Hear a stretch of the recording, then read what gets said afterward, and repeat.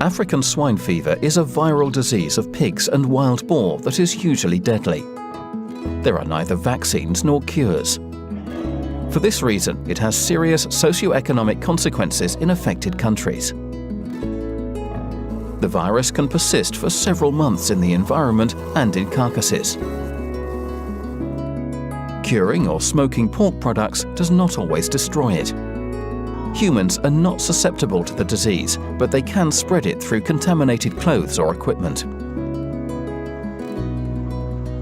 The clinical signs of African swine fever are variable and not always easy to recognize.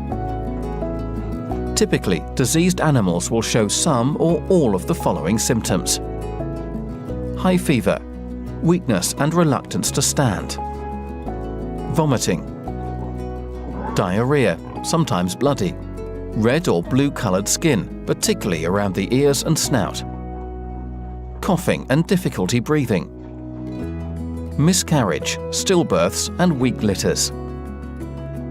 Most of the diseased animals will die within 10 days. Domestic pigs can be infected in a number of ways, including contact with contagious pigs purchased in affected areas, being fed with kitchen waste, contact with contaminated materials, for instance, from people wearing contaminated footwear or clothing. Contact your official veterinarian immediately if you suspect African swine fever has infected your herd. Do not move animals from the farm. Always change clothing and footwear when leaving the farm. Before purchasing feed, litter or pigs, ensure that they come from trustworthy farms that have carried out the necessary measures to protect their farms from the virus. Do not allow your pigs to have contact with wild boar or pigs from other farms. Never feed kitchen waste to pigs.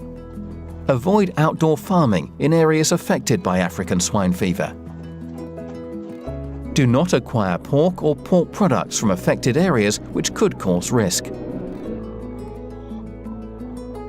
Wild boar hunters should not come into contact with domestic pigs after hunting. Hunters and farmers should not leave offal from wild boar or domestic pigs in the fields and forests. Do not leave food or waste in areas where wild boar may be present. Contact official veterinary authorities when you find a dead wild boar, even if the area has not been affected by African swine fever.